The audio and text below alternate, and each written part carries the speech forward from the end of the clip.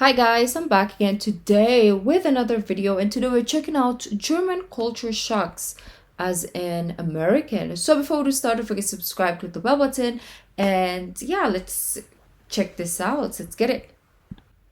Guys, welcome back to my channel. Today is going to be some Germany culture shocks which I experienced while living in Germany. So I have 13 differences that I found while living in Germany. And before we actually start this video, I do want to put a disclaimer on the screen that these are all my experiences. These are things that Yeah, because some people feel like because it's your experience and they didn't go through it, it's wrong. Like, that's my life. How do you know it's not what I went through, right? Just saying. But anyways, let's go back.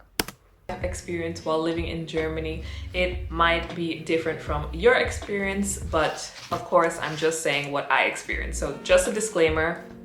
So let's jump right into the video with the first difference that I found while living in Germany. So I'm going to start with something typical. I'm sure everyone has heard this if you go across YouTube, but the first thing obviously that an American would notice while living in Germany is that everything is closed on Sundays. Oh. You cannot go grocery shopping, you cannot go to the mall. Even in the mornings? Everything is literally closed, and this was super hard for me to adjust to in the beginning because randomly I would like to go grocery shopping on a Sunday, or you just forget something and it happens to be a Sunday and you want to get something, but things are closed here on Sundays, so you cannot actually go out and get anything. But restaurants are open, so you can go to a restaurant. Okay, so the second thing which I've noticed, which I think is a little bit of a culture shock for me as a New Yorker, is the fact that everyone here really follows the rules. And this is not a bad thing, okay? I'm not saying that it's a bad thing. One example of that is when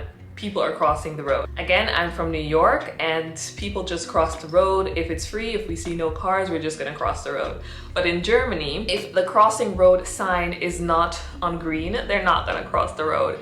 And just an example of how intense people really follow this rule. I lived in this really small town a few years back, and it was about, I don't know, 5 a.m. or 6 a.m. I was going to pick up my sister from the train station.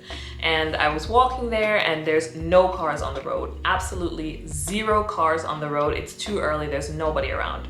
And people were still waiting at the crosswalk for the crosswalk sign to turn green. It is literally like that. So the next thing that I want to talk about as a culture shock is definitely the recycling. Recycling is taken very seriously here. In most homes that I've been to in Germany, they have different boxes for different things like paper, like bio, plastic. There's also a water box. There's so many things for recycling. Again, this is something that's really good and we should all be doing it, but it is a huge culture shock coming from America because I've never really seen someone have multiple boxes for recycling, obviously for plastic and things like that. But in America, it's normally that you put everything in one bin, which is not very good, and it's a huge difference here. And I have another experience about this where people really go hard for their recycling, which is fine. In my last apartment, I've actually had an old German couple, like I was throwing out my trash and they checked my trash to make sure that it was recycled properly. Literally went into the trash and was like, is this recycled properly? And it was. But they just wanted to make sure because they can obviously tell that I'm a foreigner. So they were checking my trash. The next culture shock, which I find a little bit, you know, hardcore as an American living in Germany, is definitely the sea. And I think if you're like arriving there to work, live in Germany, they should give you a brochure or pamphlet or some sort of like book to know what to do, because I was so dumb, right? It's like I wouldn't know what to do. I'll be like, nobody told me I have to recycle. Maybe it's written there in the trash, but if it's not in English, then what am I gonna do, right? So I want to know how she kind of like figured it out. Was it by observing others, or she was told? Because I want to know. Hardcore as an American living in Germany is definitely the see and the do formalities that they have here. For example, if you're in the office, you're always saying see to people that you don't know, or just managers or supervisors or whatever, and you have to then ask them if it's okay. If you're friendly enough with each other, you can ask them if you can use the informal version of you. So see basically means you. You can use the informal version of do if you know them properly. And for me, this was a big culture shock. Also learning the language, that you always have to change between which type of you that you have to use, and then it also comes with different conjugations, which is just a little bit different because we don't have this in America. I think the closest thing you could say is we have Mr. and Mrs., I suppose, but with the actual word you in America, we call everyone just you. There's no formal you, there's no informal you, it's just you. The next culture shock, which I've noticed in Germany when I used to take the bus, if for example a pregnant woman would come into the bus or an old person would come into the bus, it's just natural that someone would get up immediately to give their seat away. This should be common sense in New York, everywhere. I have not seen that ever. I've never seen it. This should be common knowledge everywhere in the world, that if there's an elderly person with disability or pregnant women, the seat should be given to them first, right? And there's always signs for that anyways, but well, okay. Maybe because America is more on their own cars anyway, so they don't necessarily maybe know the public transportation etiquette. And going back to the formalities, I didn't know that about Germany. Maybe I forget, or I didn't learn that. My teacher would have thought, but maybe I forget. But anyways, here in the Philippines, there is formal way to speak to people. Most of the time, just put po at the end of the sentence, or in the beginning, or in the middle of your sentence, and that's formal enough. That's for like elderlies or anybody in authority. So it's like, instead of saying, can I buy this? And if it's somebody older or anybody, actually, you can say to anybody that is like serving you even, you just say po, P-O. That's it. You don't have to change the conjugation or the, nah. That's too much work. And in New York, I have not seen that ever. I've never seen it. I'm sure it happens, but I've never seen it. But I've noticed on every single bus that I've been on, people always get up for the old people or the pregnant women and make way for them to sit down. The next culture shock, which I found while living in Germany, is the smoking situation. In Germany, I could also say this is maybe a European type of thing, but it's a huge culture shock for me because everybody is smoking. Literally everybody is smoking. I'm seeing like kids outside smoking, and I feel like it's not as looked down upon as it is in New York, per se, or America, to be a smoker. But here everyone is smoking. To my next point, which is the tipping in Germany. So what I've noticed is that in Germany, obviously you don't tip as much as you tip in America. Tipping in America is a must do. You cannot go to a restaurant and not tip the waiters a nice amount of money, you know, because they're making most of their money from tips. And so in Germany, when you do go to tip, I mean, necessarily, I guess you don't have to, which is what I've been told. You don't actually have to because they're making their normal wage. But when I've seen people tip, they're mostly tipping to round the bill up to like an even number. For example, if the bill is 23.5 euros, then like people will tip, okay, let's just give you 26, for example. 26, so that's what I've noticed. Tipping is not a big thing here in Germany as it is in America. So this next one, it could just be limited to the area that I'm living in, but I find that it's like wine country. So a lot of people are drinking a lot of wine. So there's just wine everywhere. I guess the main reason for that could just be because I'm living in the south of Germany. So the next culture shock that you might find if you come to Germany as an American is the taxes. So there are no taxes in Germany. That's not true. So if you go into the supermarket, for example, and you want to buy a stick of chocolate, for example, it will cost you 2 euros. And when you go to check out, you pay 2 euros. It's not like the tax is not included and you have to pay 2 euros and 5 cents. No, the tax is already included in the chocolate, so when you go out to check out, you just have to pay that price that you have seen, which I really like, because in America, you go, you see the item without the tax, and I don't know why we don't just include the tax within the... Exactly. Why don't you include it? First, it's because of laziness. Secondly, so that you buy more than you can afford. That's what. It's a scam, to be honest. Because everywhere else that I've been to, the taxes are always with the price. I get a coffee, it's $1. I go to the checkout, it's $1. You're not gonna tell me that I bought thinking that this is $1 and I go there, it's $1.50. $1.50. Like, why are you trying to play with my brain, right? I just woke up, I need a cup of coffee, and you're tricking me with all these taxes? No. America should do it like this, okay? Stop scamming people. You go, you see the item without the tax, and I don't know why we don't just include the tax within the product and then just pay for it with the tax included. So the next thing has to do with the Autobahn and the fast Autobahn. driving. Normally if you hear German, you just obviously think about fast cars, Mercedes, etc., etc. And I did not really think that they would be driving as fast as they say in the movies or as fast as the stereotype is, but they're actually driving that fast on the Autobahn. But what's crazy about it is they're driving fast and they're driving safe, which is a little bit weird. So in America, obviously you have your speed limit, and obviously, you know, people are always breaking the speed limit. But here, the speed limit is already so fast, and in some places there is no speed limit. So they're actually going extraordinarily fast. And as a new driver, I've been driving in Germany for a year now. Compared to driving in New York, it is just so fast. My little car is literally vibrating as I'm staying on the right side.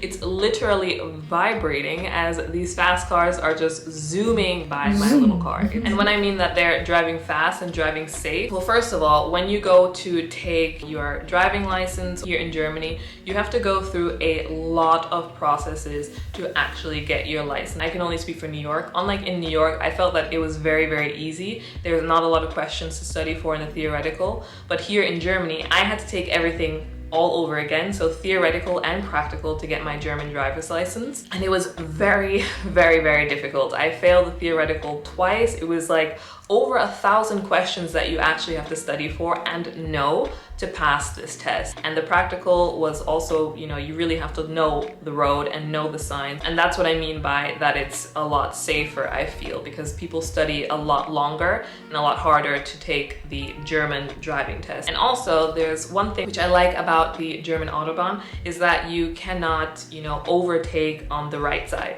So if you're driving and you want to overtake the car that you're behind, you have to go to the left side and then go in front of him. You cannot overtake on the right side. I'll be the right girl. Illegal. So the next thing has to do with coupons. So as an American, and as an American with a mom who was a hardcore coupon clipper, in Germany, there's no such thing as like big savings coupons.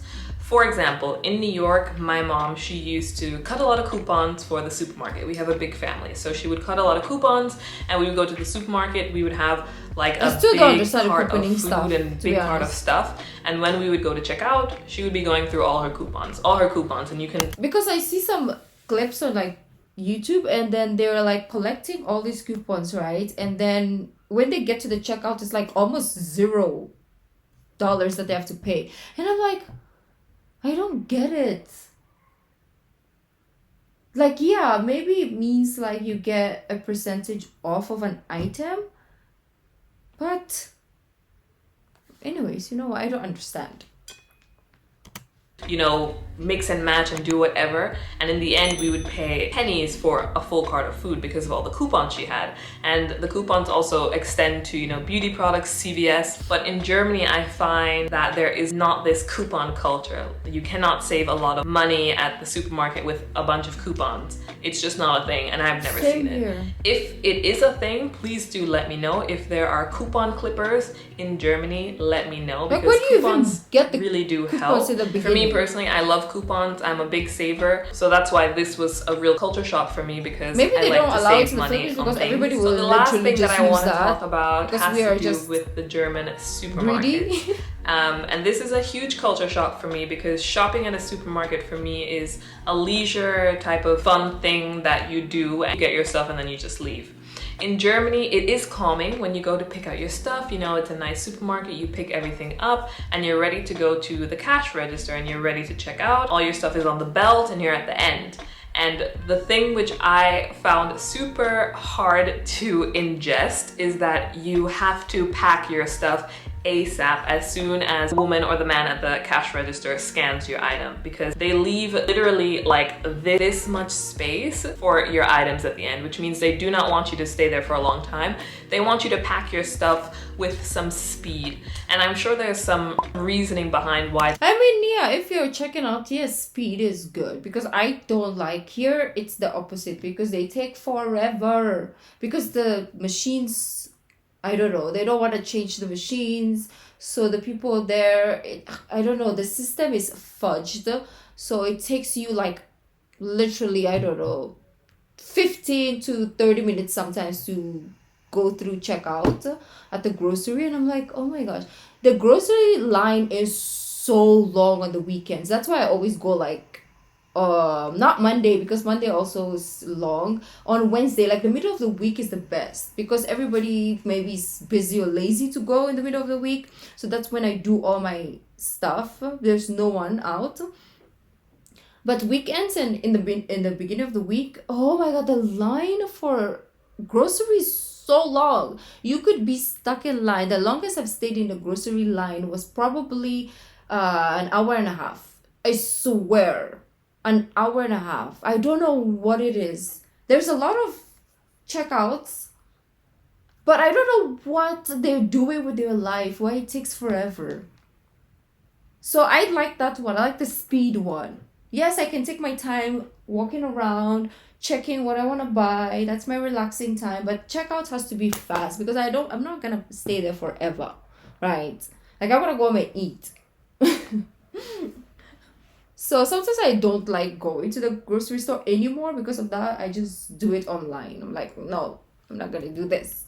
Pack your stuff with some speed. And I'm sure there's some reasoning behind why they do that. Obviously, I guess to move quicker. But for me, it's a huge culture shock, because in America, when you go to check out the cash register, it's this huge like runway where all of your groceries go. You pack it at your leisure. There's no rush. There's no anything. No one is looking at you like, why are you taking so long to pack your stuff? It's just a long runway. You take your time. It's 100% different than how it is in America. So look out for that when you're going to go grocery shopping. It's going to be a little stressful when you're checking out. So that was the end of my culture shocks which I face in Germany. If any more come to my mind, I will of course make a part 2 of this video. If you have your own culture shocks about living in Germany, if you're from the States or from another country, definitely include that in the comment section below. Obviously, let's all be respectful. This is just a fun video. I hope you guys are staying super healthy, and I'll see you. That was very fun to know, like the difference there. She's giving us the difference between Germany and the States, whilst I also put in the Philippines in the mix, right? That is how we do this type of videos, because why the freak not, right? So if you don't like me pausing and talking, then you are definitely on the wrong channel, because that's the point of a reaction. I'm not here to for the entire 12 minutes, okay? That is not a reaction. That is literally copy paste my face and put it on a video, and that is crazy. So anyways, beautiful people, the ones who actually have sense, thank you for joining, and let me know also in the comments what your experience are. If you also come from a different place and you moved to a different country, even if it's not Germany, let me know how it's the culture shocks in those places compared to where you're from. So thank you guys. I'll see you in the next video. Bye.